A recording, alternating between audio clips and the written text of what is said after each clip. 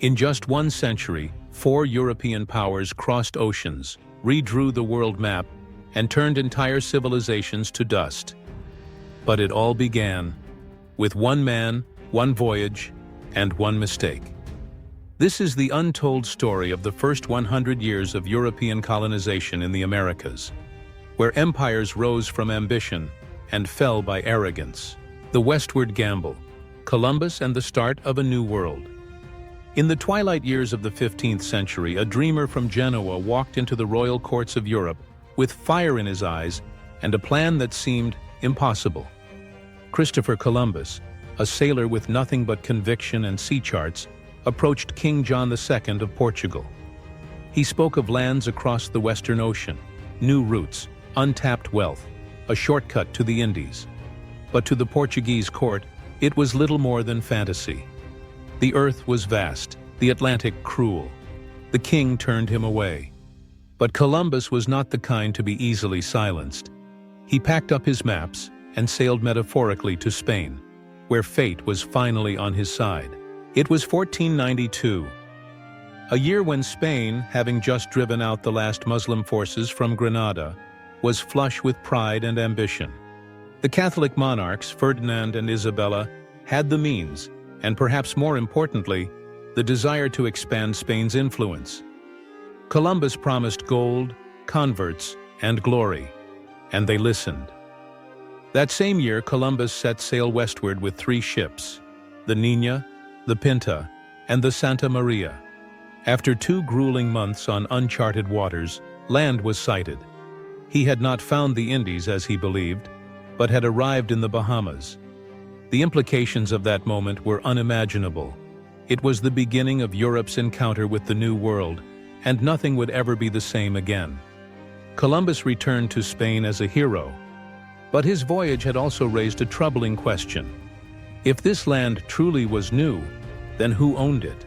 To understand how quickly things escalated from discovery to division, we must look to a seemingly unrelated moment in 1453, the fall of Constantinople.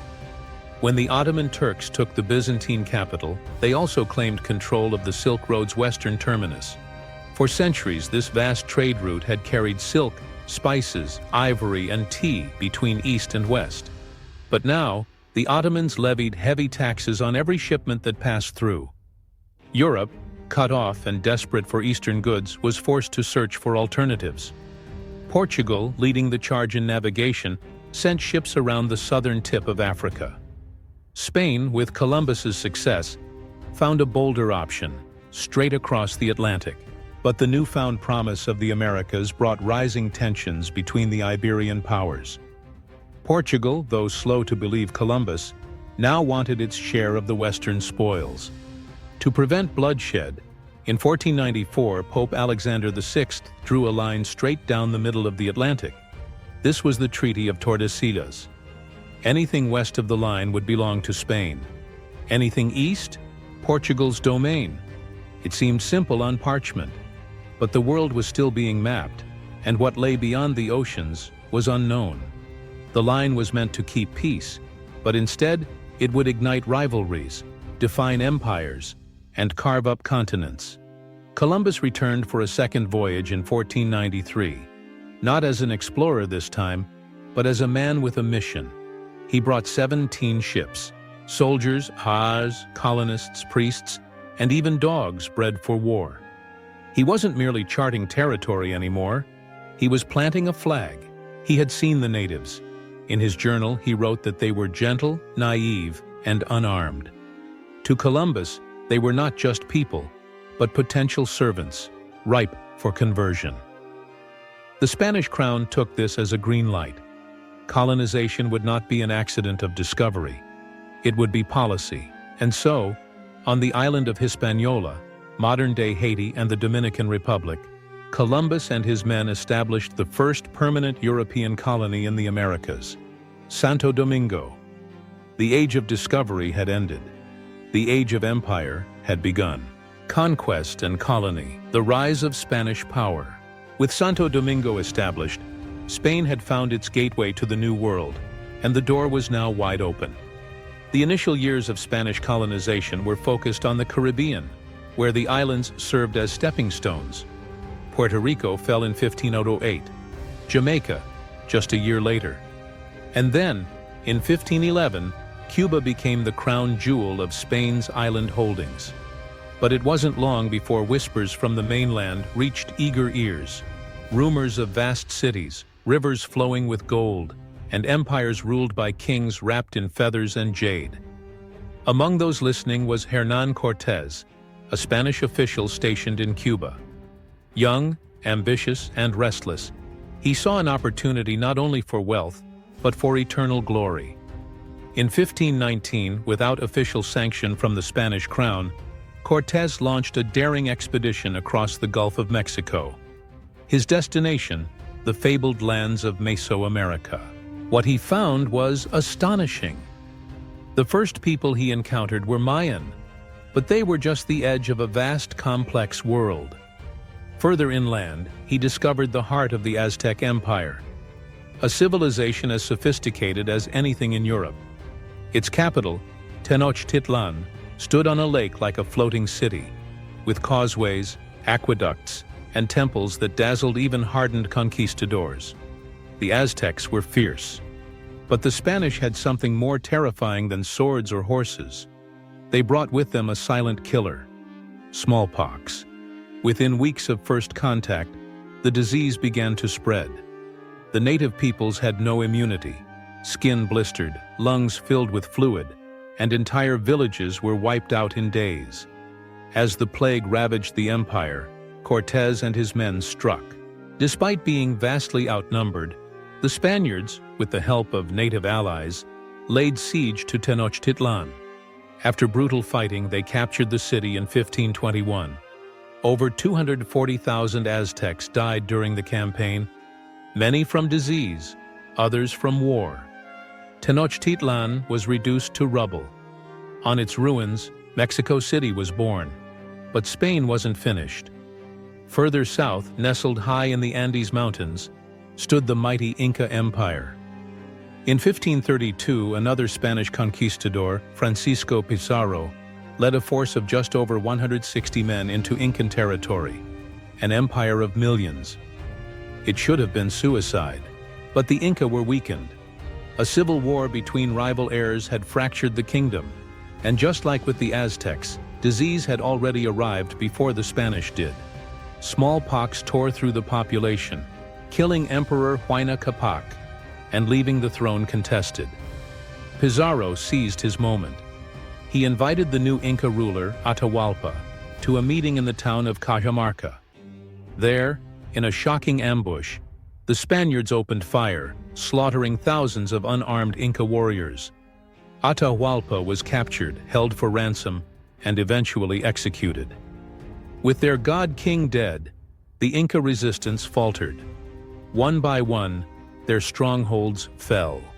By 1533, the Spanish had taken Cusco, the beating heart of the Inca Empire. It was not merely conquest, it was obliteration.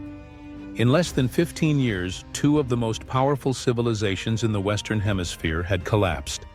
Not from guns alone, but from a tragic convergence of military ambition, local betrayals, and apocalyptic disease. Spain now ruled a realm stretching from Mexico to Peru. Vast silver mines at Potosi filled royal treasuries in Madrid. Galleons carried unimaginable wealth across the Atlantic. A new empire had risen, and it was unlike anything the world had ever seen. But empires, like volcanoes, are built on pressure, and pressure always finds a way to erupt. The Portuguese plan, Brazil and the forgotten frontier. While Spain carved its empire through blood and silver, Portugal, its quieter rival, looked to the east. Their ships rounded the Cape of Good Hope, establishing trading posts along the African coast and onward to India and Asia. The Treaty of Tordesillas had granted them the eastern half of the world, or so it seemed. But the line that divided the world on a map was drawn with poor understanding of the vast lands yet to be discovered. And in 1500, a stroke of navigational fate, or perhaps deliberate intent, brought Portugal face to face with something unexpected. Pedro Alvarez Cabral, commanding a fleet of 13 ships on a mission to India, veered west into the Atlantic, following the trade winds. What he found was not a shortcut to Asia, but the dense, untamed shores of a new continent. Brazil. Lush, wild, and teeming with life, the land fell just inside Portugal's designated sphere of influence, according to the Pope's demarcation line. It was a discovery that changed everything. Cabral claimed the coast in the name of King Manuel I, but the initial reaction in Lisbon was lukewarm. There were no golden temples or silver rivers. Brazil had no Aztecs to conquer, no Inca to defeat. Just thick forests and indigenous tribes. Still, the Portuguese found something of value, pau-brasil, or Brazil wood. When processed, it yielded a deep red dye, highly prized in European textile markets. For a time, Brazil became a forest economy, timber for trade, dye for profit. The Portuguese exchanged mirrors, knives, and trinkets with the native Tupi people in return for labor and access to the wood. Unlike the Spanish conquest driven by military campaigns, Portugal's initial relationship with Brazil was more transactional and tentative. For decades, Lisbon's focus remained eastward, toward the riches of the Indian Ocean. But eventually, two factors changed that: the slow decline of Brazil wood exports and the growing realization that Brazil held enormous potential for agriculture, especially sugar. By 1532, Portugal's attention had shifted decisively. The first permanent settlement, São Vicente, was established on Brazil's southeastern coast near modern-day São Paulo. But this was no centralized colonial project. It was a gamble based on delegation. The Portuguese crown divided Brazil into 15 captaincies, vast tracts of land given to nobles, merchants, and sailors.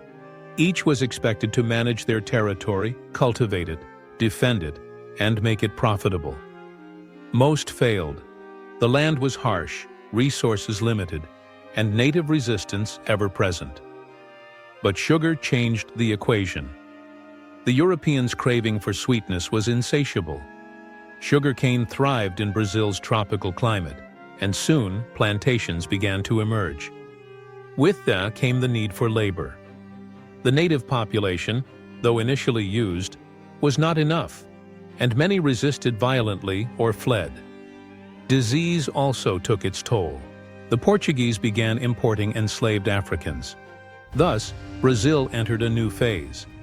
In 1549, the crown took direct control and established Salvador de Bahia as the colonial capital. A cathedral rose, a customs house was built. Governors, priests, and soldiers arrived. Brazil was now not just a distant shore, it was Portugal's new world. Though it lacked the immediate drama of Cortés or Pizarro, the Portuguese colonization of Brazil was no less transformative. Where Spain's conquests came with fire and sword, Portugal's took root through sugar and chains. And while Spain's cities rose atop conquered empires, Brazil would be built from scratch, on the backs of slaves, in the shadow of jungles, and under the humid breath of the equatorial sun. It was the quiet empire, but it was growing, the northward pull. French and English beginnings. While Spain and Portugal divided continents and crowned themselves lords of oceans, two other powers watched from the shadows, biding their time, sharpening their ambitions. France and England, still reeling from internal wars and dynastic struggles, were late to the race. But they were not blind. They saw the Spanish galleons returning fat with silver, the gold crosses raised over native temples, the maps changing faster than the ink could dry. And they knew the New World could no longer be ignored. France struck first. In 1534, under the reign of Francis I, a navigator named Jacques Cartier sailed across the Atlantic. Unlike Columbus, he didn't aim for the Indies. He explored the coast of Newfoundland and ventured deep into the St. Lawrence River. On the Gaspé Peninsula in modern-day Quebec, Cartier erected a cross and claimed the land for France. It was a symbolic gesture, powerful but premature. Cartier made two more voyages. He even attempted to found a colony near today's Quebec City in 1541. But nature and resistance were merciless. Winters were brutal, and tensions with native tribes escalated into bloodshed. The settlement collapsed. Still determined, France turned south. In 1562, French Huguenots attempted a colony on Parris Island in South Carolina. 2 years later, they tried again near present-day Jacksonville, Florida. But they were trespassing. Spain, fiercely protective of its American holdings, saw these French outposts as existential threats. Spanish forces attacked and destroyed the colonies, slaughtering settlers. The message was clear: this land was not free for all. The Treaty of Tordesillas might have been dismissed by Northern Europe, but Spain was willing to enforce it with cannon and blade. In 1598, France made one final attempt, this time with convicts on the lonely, windswept Sable Island off Nova Scotia. Yet again, it failed. France had ambition, but lacked something more critical: support. The Crown's interest in North America was tepid, funding was scarce, and colonial efforts were fragmented.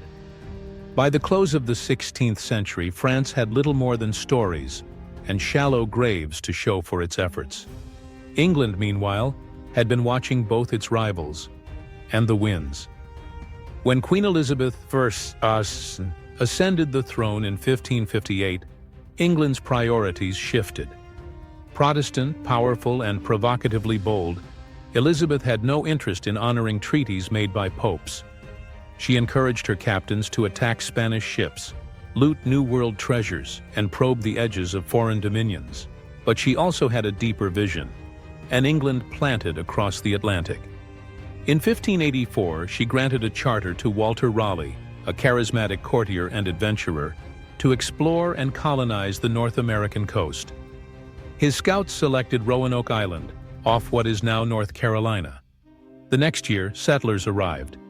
But the wilderness was unforgiving. Supply lines faltered, and when help finally returned in 1590, the colony was gone. No bodies, no signs of battle, just a single word carved into a tree: Croatoan. The mystery of the lost colony of Roanoke still haunts historians today. Did they starve? Did they join local tribes? Were they wiped out in silence? No one knows for certain. And yet, England was undeterred. Though their first attempt had vanished into legend, the English had tasted the salt of colonial ambition, and they knew they would return. Unlike the French, who sought fur and footholds, or the Spanish, who came for gold and glory, the English saw the New World as something else entirely: a chance to build anew, a place to send settlers, to plant farms, to spread Protestantism, and perhaps to forge a different kind of empire. For now, the Iberians ruled the south. But in the forests and bays of the north, the seeds of another power were being sown: colonial clashes, natives, missions, and the race for empire. The newcomers had arrived in waves: Spanish, Portuguese, French, and English, each driven by greed, faith, or fear of falling behind. But they had all landed on shores already spoken for. For the indigenous peoples of the Americas, the arrival of Europeans was not a new chapter. It was an earthquake. Entire civilizations, complex, rich, spiritual, were upended, some before they even understood what was happening. The reactions varied. Some tribes welcomed the strangers, believing them to be gods, or simply unaware of the danger. Others resisted with ferocity, only to be broken by steel and gunpowder. But the most relentless killer needed no sword. Disease swept through the Americas like a ghost army. Smallpox, measles, and influenza decimated tribes across 2 continents. In some regions, 90% of the native population perished within a few generations of contact. It was not warfare that emptied the villages, it was biology. Faced with labor shortages and the collapse of native populations, colonizers turned their gaze across the Atlantic. The transatlantic slave trade was born. Ships began to ferry millions of enslaved Africans into the New World, first to sugar plantations in Brazil, then to mines and fields across the Americas. This shift marked the dark engine of European empires. Sugar, silver, and tobacco brought enormous profits, but at a devastating human cost. Whole economies were built atop the backs of those who never had a choice. Still, even amid conquest and cruelty, there were contradictions. Some missionaries, especially among the Spanish, came not to exploit but to convert. They believed they were saving souls. They learned native languages, chronicled histories, built missions, and some, like Bartolomé de las Casas, condemned the violence and slavery inflicted upon indigenous peoples. In 1537, Pope Paul III issued a groundbreaking bull, Sublimis Deus. It declared that Native Americans were not beasts, but rational souls capable of receiving salvation. The message was clear. These people were human in the eyes of God. But in the jungles and plains of the New World, that doctrine was often ignored. Elsewhere, colonists took what they wanted.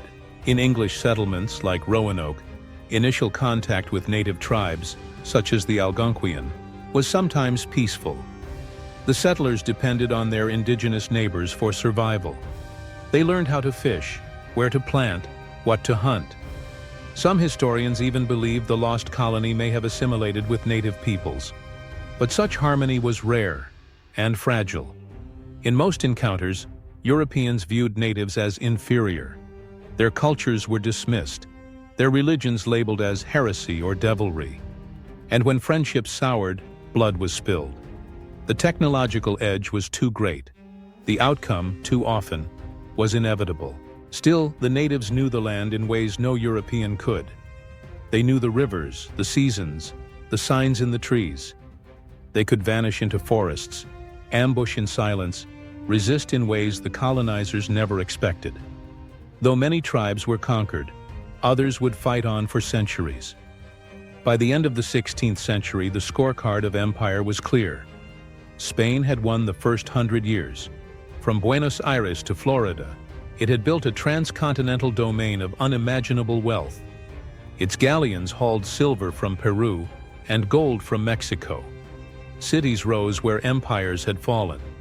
Churches were built on the ruins of temples. Portugal had carved out Brazil, turning forests into plantations and ports. A quieter empire, perhaps, but lucrative and brutal in its own way. France had scattered footprints, fur traders, failed colonies, and dreams postponed. England had nothing solid, save for a vanished colony and a hunger that would not fade. But history does not pause. In the shadows of Spanish cathedrals and Portuguese harbors, new forces were gathering. France would return, England would rise, the Dutch would sail, and the next century would bring not just colonies, but revolutions. The Age of Discovery had delivered its promise.